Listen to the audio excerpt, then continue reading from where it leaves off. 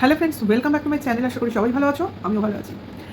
এই যে লোকের বাড়ি গিয়ে কন্টেন্ট করব, ফোনে কন্টেন্ট নেব, ঘটনার মধ্যে ঢুকে রিপোর্টিং করব, তারপর ভিউজ কামাবো, চ্যানেল গ্রো করব এবং সাইড ইনকাম করব, এইগুলো যাদের অভিপ্রায় হয় তারাই কিন্তু বিপদে পড়ে। দেখ, একটা কথা শুনবো, আমরা যে প্রফেশনে আছি অর্থাৎ কন্ট্রোভার্সি জোন, এখানে আমাদের কাজটা কি? আমাদের বিভিন্ন ব্লগারদের ভিডিও দেখা বা কন্ট্রোভার্সিয়াল কোনো টপিক যদি পাই সেগুলোকে নিয়ে অ্যানালাইসিস করা। এমন কোনো নিয়ম কিন্তু নেই যে যার জন্য আমাদের দৌড়াদৌড়ি করতে হবে। আমরা কিন্তু কোনো রিপোর্টার নই। রিপোর্টারদের কাজ হচ্ছে ক্যামেরা হাতে মাইক নিয়ে, খাতা পেন নিয়ে লোকের দৌড়ে দৌড়ে ঘোরা বা ইনসিডেন্ট যেখানে ঘটেছে সেই জায়গায় ভিজিট করা। এটা একটা ভাস্ট মিডিয়া এবং এর জন্য তোমার পড়াশুনো করতে হয়, অর্থাৎ একটা ডিগ্রি লাগে। এমনি এমনি তো তুমি রিপোর্টার হয়ে যেতে পারবে না, এবং তার জন্য তুমি যে কাগজের হয়ে রিপোর্টিং করছো তার জন্য একটা কার্ড লাগে। সেই কার্ড দেখিয়েই কিন্তু তুমি ভিজিট করতে পারবে বিভিন্ন জায়গায়। এমনি এমনি কিন্তু তোমাকে কোথাও এন্ট্রি দেবে না, ঠিক আছে? তো আমাদের কাজটা রিপোর্টিং হলেও সাম কাইন্ডস অফ রিপোর্টিং, কিন্তু একেবারে পুরোপুরি রিপোর্টিং না। এটা হলো ঘটনার বিশ্লেষণ, অর্থাৎ একটা ঘটনা যেটা দেখা যাচ্ছে সেটার পিছনে কি আছে, বা এই ঘটনাটা কেন ঘটেছে বলে আমাদের মনে হচ্ছে, বা এই ঘটনার ফলে কারা ক্ষতিগ্রস্ত হচ্ছে, কারা উপকৃত হচ্ছে, এই ধরনের কিছু কুটকাচালি বলতে পারো, সমালোচনা বলতে পারো, অ্যানালিটিক্যাল বিশ্লেষণ বলতে পারো, যে যেভাবে বলবে। মোদ্দা কথা, দূর থেকে দেখে একটা আলোচনা বা সমালোচনা, ঠিক আছে? বাট এইটা যারা করবে দূরত্ব বজায় রেখে এবং অন্তত নিজের ব্রেন খাটিয়ে, তারা কিন্তু বিপদে কম পড়বে। এবং তোমার ভাষাটাকে নিয়ন্ত্রণ রেখে এমনভাবে আমি ভাষা বা আমার বক্তব্য প্রয়োগ করব না যাতে যার এগেনস্টে বলছি তার সেরম কোনো ক্ষতি হয়। এগুলো মাথায় রাখতে হবে, কারণ এইগুলো যদি আমি মাথায় না রাখি তাহলে আমার খুব তাড়াতাড়ি একটা ইনকাম হবে তো বটে, কিন্তু সেই ইনকামটা আমার হজম হবে না। বলে না, উৎপাতের ধন চিৎপাতে যায়, সেই রকম। আশা করি বোঝাতে পারছি। তো আজকে যাকে আমি কন্টেন্ট করছি, অবশ্যই এখন ট্রেন্ডিং টপিক কিমা। তো কিমাকে নিয়েই বলবো। দেখো, কিমা নিজেকে যেভাবে ফেয়ার এনাফ দেখাতে চাইছে, এ কোনো কালেও ফেয়ার এনাফ ছিল না। সবসময় একটা দুরভিসন্ধি নিয়েই এসব জায়গায় গেছে এসছে, এবং তার প্রধান ইচ্ছাটাই হচ্ছে চ্যানেল গ্রো আর ইনকাম, এর বাইরে কিচ্ছু না। এবং এইটা করার জন্য যা যা করা উচিত তাই জিনিস কিমা করেছে, এবং ওর জায়গায় থেকেই করেছে, ঠিক আছে? এবং কারোর উপকার করার সঙ্গে সঙ্গে যেটা দেখানো হয়েছে, তার ভেতরে যেটা বেশি করে কিমার মোটিভ ছিল সেটা হলো নিজের আখের গোছানো, এবং সেই আখেরটা গোছাতে গিয়ে ওর যা যা করণীয় ও তাই করেছে।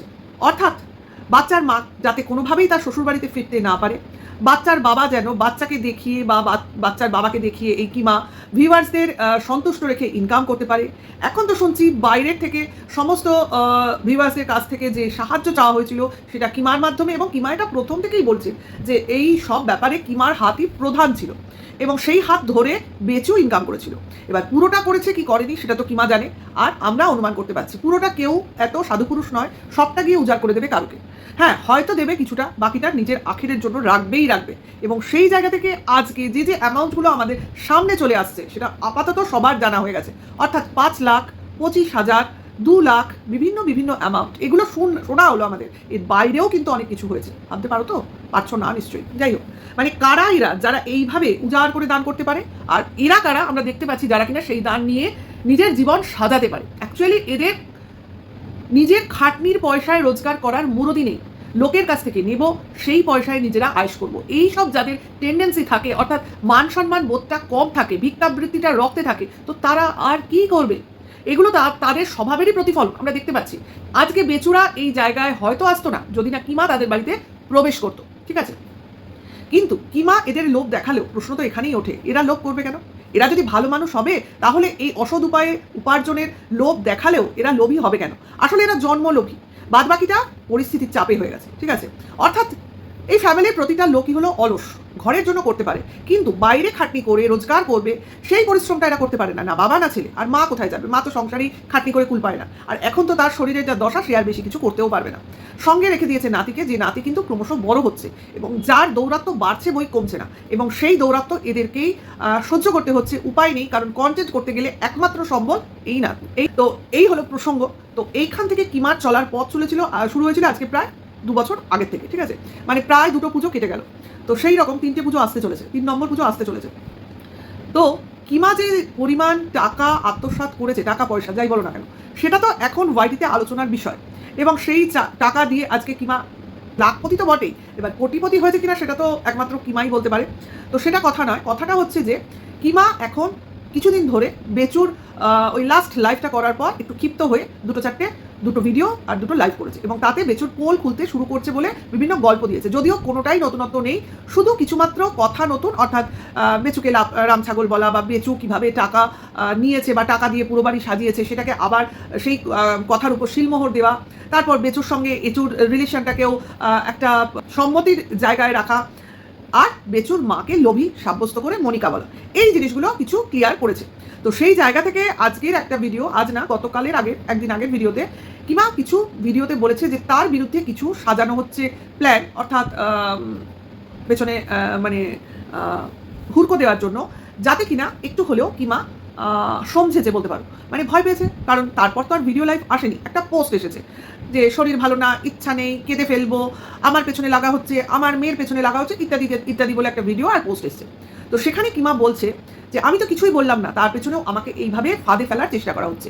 এবং সেই ফাঁদটা কি, এখন আমরা মোটামুটি যেগুলো জানলাম, যেটা কিনা অনেক আগে আমরা জেনেছিলাম, যে এই দুঃখের কিমার বিরুদ্ধে, বেচুর বিরুদ্ধে গিয়ে বলেছিল যে কিমার সঙ্গে বেচুর একটা রোম্যান্টিক সম্পর্ক আছে, যেখানে কিনা কিমা বেচু এক থালায় খেয়েছে, দুজনে পাশাপাশি বসে মিষ্টি মিষ্টি হেসেছে। তারপর অনেকেই বলেছে কিমা বেচুর অন্তরঙ্গতাও কারোর চোখে চোখে পড়েছে, মানে কোনো এক পিকনিকের সময়। তো অনেক কিছু আমাদের কানে এর আগেও এসেছিল। তো সেই বিষয়টা নিয়ে এখন বেচুর লিগাল টিমের হেডের যে বাহিনী, সেই দলের মেম্বাররা বলা শুরু করেছে, অর্থাৎ কিমা যে পরিমাণ খারাপ স্বভাবের সেটাকে আবার তুলে এনেছে। অর্থাৎ কিমার যে একটা বিবাহ বহির্ভূত সম্পর্ক আছে কোনো নয়নতারার সঙ্গে, সেটাকে তো আমরা মোটামুটি এখন ওপেন সিক্রেট হিসেবে সবাই জানি, এবং সেটাতেও কিমা শিলমোহর দিয়েছে, হ্যাঁ আছে, কিমা কিছুই ডিনাই করেনি, কিন্তু তাকে নিয়ে আলোচনা করতে চায় না। কিন্তু তাকে নাকি অনেকেই অনেক সময় একসাথে দেখেছে, অনেকে তার সঙ্গে গিয়ে বসে বিরিয়ানি অবধি খেয়েছে, মানে এমন এমন ব্যাপার, মানে অর্থাৎ কিমার সঙ্গে যারা সম্পর্কিত তারা এই নয়নতারাকে অবভিয়াসলি লক্ষ্য করেছে বা মিট করেছে বলতে পারো। তো সেই জায়গা থেকে সেই দলের মেম্বাররা এই প্রসঙ্গে এখন আলোচনা করছে যে এইরকম বিবাহ বহির্ভূত সম্পর্কে কিমা বরাবরই জড়িয়েছে, এবং কিমার বরাবরই বেচুর উপর একটা নজর ছিল, সে নিজের জন্যই হোক, তার মেয়ের সঙ্গে জড়িয়ে দেওয়ার জন্যই হোক।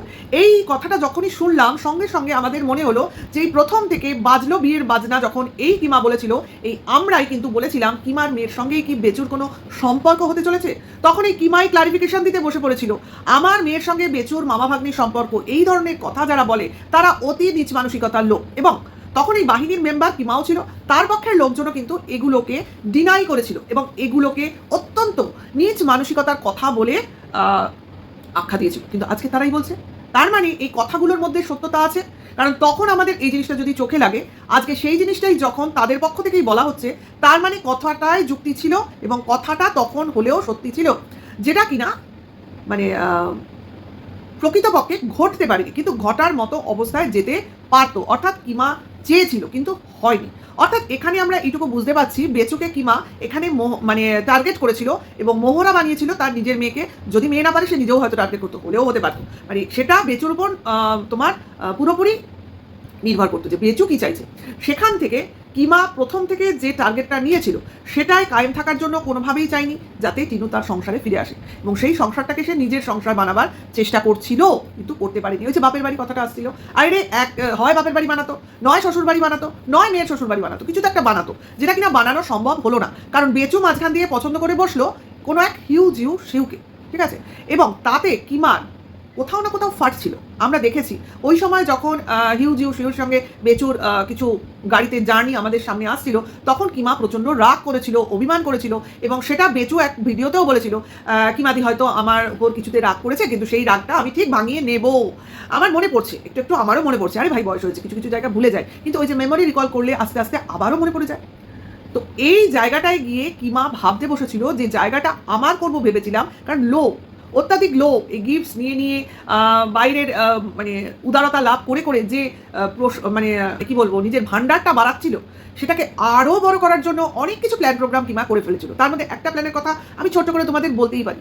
বেচুদের ওই জমি জায়গা ওই জায়গা দেখে, এবং বেচু মাঝখানে মনে করবে একটা গাড়ি কেনার কথা উঠেছিল ওই 3.5 লাখের বাইকের আগেও বা বাইকের পরেও, তখন কিমা বলেছিল এই যে জায়গাটা বেচুদের বাড়ির সামনের যে জায়গাটা দেখিয়ে এখানে গ্যারেজ করলেও কিন্তু অনেক লাভ হয়। আমার মনে পড়ছে তোমরাও যারা পরপর মানে এই ভিডিও কন্টিনিউয়াসলি দেখে থাকতে আগে, তারাও হয়তো মনে করতে পারবে যে কিমা ভেবেছিল ওখানে হয়তো কোনো বিজনেস করবে, মানে কম্বাইন্ডভাবে, জয়েন্টলি, শেয়ারলি, কোনোভাবে, কারণ নাহলে এই কথাটা আসবে কেন? এই যে গাড়ি কিনবো, অমুক গাড়ি কেনা হবে, ও কিমারাও গাড়ি কিনবে, বেচুরাও গাড়ি কিনবে, এবং ওই জায়গায় বড় একটা তোমার গ্যারেজ করে সেই গাড়ি রাখা হবে, হয়তো পাবলিকের আরও গাড়ি রাখবে, এরকম কোনো প্ল্যান প্রোগ্রাম হয়তো ছিল। অর্থাৎ অনেক কিছু কিমা ভেবে নিয়েছিল, কিন্তু যেটা কিনা আসলে ঠিক বাস্তবায়িত হলো না। হতো যদি না হাতে ধরে কোনো ম্যাডামকে কিমা তার কি বলবো, যে ময়দানটা সাজিয়েছিল সেই ময়দানে না নিয়ে আসতো। কারণ ওই সময় কিমা ভেবে নিল যে জায়গাগুলোতে ও সম্মান পাচ্ছিল না, এই ম্যাডামের সঙ্গে থেকে, বলে না ময়ূরের সঙ্গে থেকে সে কোনো কাক ও ময়ূরের পেখম পরে নিজেকে ময়ূর ভাবতে শুরু করে। তো সেই রকম একটা গল্প শুনে কিমা ভেবেছিল, আমি যদি এখন কাক হয়ে এই ময়ূরের পাশে দাঁড়াই, হয়তো লোক আমাকে ময়ূর বলেই ভুল করবে, এবং হয়তো আমাকে ময়ূরের সম্মানই দেবে, তাই না? কারণ আমরা ময়ূরকে জাতীয় পাখির সম্মান দিই। তো সেই জায়গায় কিমার ভ্রম হয়েছিল, সে জাতে উঠতে চাইছিল, কাক তো জাতে উঠতে চাইছিল, কিন্তু সেই জাতে উঠতে গিয়ে বলে না ময়ূর যেটা পারে কাক সেটা পারে না। এবার কাকের স্বভাব ময়ূরের স্বভাবের মতোও নয়, কাজে এই স্বভাব এবং ক্ষমতা দুইখানে হয়ে গেল ক্ল্যাশ, এবং এই ক্ল্যাশের জন্য হয়ে গেল বিচ্ছেদ, এবং এই বিচ্ছেদের জন্য আজকে এই পরিস্থিতির সূচনা হয়েছে, এবং বেচুর বাড়ি ছাড়া হয়েছে। এবং সেই জায়গায় নিজের পরিস্থিতিটা ভেবে চিন্তা করে কিমার মাথায় করাঘাত করতে ইচ্ছা করছে। সে একটা ক্লিপও তোমাদের শেয়ার করেছে কিভাবে করাঘাত করছিল, কাল নাগিনীকে এনেছি বলে, বুঝতে পারছো তো? তার মানে কোথায় আফসোসটা গিয়ে ঠেকেছে সেটা তো বোঝো। তো অ্যাকচুয়ালি এখানে প্রভাবের লোভ, ক্ষমতার লোভ, টাকার লোভ, অনেক কিছুর লোভই কাজ করছে, এবং এই লোভের মধ্যে কিছু সংঘাত জড়িয়ে যাওয়ার জন্য আজকে এই পরিস্থিতির সূচনা হয়েছে। এবং সেই জায়গায় দাঁড়িয়ে আজকে কিমার বিরুদ্ধে সম্ভবত কোনো এমন কোনো কেস সাজানো হচ্ছে যেখানে কিমাকে অনায়াসেই ফাঁসিয়ে দেওয়া যায়, সঙ্গে কিমার মেয়েকেও। কারণ কিমা তার মেয়ের ব্যাপারেও ভয় পাচ্ছে, কারণ এই কিমার কথাই যদি ভিডিওগুলোকে তোমরা পরপর দেখো, বা কোথাও এই সাইবার ক্রাইম অফিসেও যদি পাঠানো হয়, এই তো তখনই ফেসে যাবে। একজনকে নিয়ে এই প্রথম দিকে পজিটিভ ভিডিও করেছে, তারপরেও তাকে নিয়ে নেগেটিভ ভিডিও করছে এবং খুব বাজে ভালো করছে। তাহলে এই করার পেছনে কারণ কি? এইটুকু নিয়ে জিজ্ঞাসাবাদ করলেই তো মোটামুটি কিমা ফেসে গেল। এমনিও অনেক কেস খেয়ে রয়েছে, আরও কিছু কেস যদি এক্সট্রা করে খায়, কারণ অনেককেই অনেক নোংরাভাবে তার চরিত্র বিশ্লেষণ করেছে। যদি তার কাছে প্রুফ থাকে তো বেটার, কিন্তু প্রুফ ছাড়া যদি কথাগুলো বলে থাকে তো অলরেডি ও ফাঁসবে বা ফেসে গেছে, কারণ ভিডিও এখনও আসেনি। নেক্সট ভিডিও না আসলে আমরা কিন্তু আপডেট পাবো না, ঠিক আছে? আপাতত এটুকুই। তবে খুব ভালো জায়গায় ফেসেছে কিমা, এবং দুদিন আগেও যে নিজের বড় মুখ করে বলছিল আমি তৈরি আছি, আমি তো যা হোক আমি দেখে নেব, কিন্তু এই দেখে নিতে গেলেও যে জিনিসটা লাগে সেই জিনিসটা মনে হয় না ওর কাছে আছে, কারণ অলরেডি ও অনেক ভুলচুক করে রয়েছে। বলে না বেশি কনফিডেন্টের সঙ্গে কথা বলতে গেলে মানুষ অনেক ভুলচুক করে ফেলে। আরে ভাই, কিছু করতে গেলেও কিছু শিক্ষার তো প্রয়োজন আছে, কারণ আইন সোজা পথে সবসময় চলে না। বাকি যদি একটু চলায়, ওর ওই গবেট মার্কা মাথায় ঢুকবে। হ্যাঁ, কূট বুদ্ধি থাকতে পারে, কারোকে ফাঁসাবার বুদ্ধি থাকতে পারে, অন্যায়ভাবে রোজগারের বুদ্ধি থাকতে পারে, কিন্তু একটা আইনের বেড়াজালে তোমাকে ফাঁসিয়ে দেবো আর সেই বেড়াজাল থেকে নিজেকে বার করে নেবার বুদ্ধি কিমার মতো মহিলার নেই, ঠিক আছে? অ্যাটলিস্ট ওর নেই, এবং ও নিজের সঙ্গে সঙ্গে অনেকেই ফাঁসিয়ে ফেলবে আমার যা মনে হচ্ছে। যাই হোক, এর বেশি কিছু বলার প্রয়োজন নেই, বলার দরকারও নেই, কারণ আইনের কাজ আইন করবে, আর যে অন্যায় করেছে, যে পাপ করেছে, তাকে তো ফল পেতেই হবে। টিনুকে অত্যন্ত অন্যায়ভাবে যদি কেউ বলে থাকে এবং নোংরাভাবে বলে থাকে, সেটা তো কিমার থেকে বেশি কেউ বলেনি। কিমা বলেছে ফার্স্ট, তারপর তার সাগরেদরা বলেছে তারপরে, ঠিক আছে? কাজে এই বলাটা কতটা অন্যায় করেছে সেটা এইবার ও বুঝবে, ওর পাপের ফল তোকে ভোগ করতেই হবে। আরে ভাই, নিজের কর্মফল ভোগ করতেই হবে, আর এটা হলো কর্মফলের বছর, আমরা সবাই জানি। যে যা কর্ম করেছে, ভালো কর্ম যে করেছে সে ভালো ফল পাবে, খারাপ কর্ম যে করেছে সে খারাপ ফল পাবেই পাবে, কারণ এটা আমরা স্বচক্ষে দেখতে পাচ্ছি।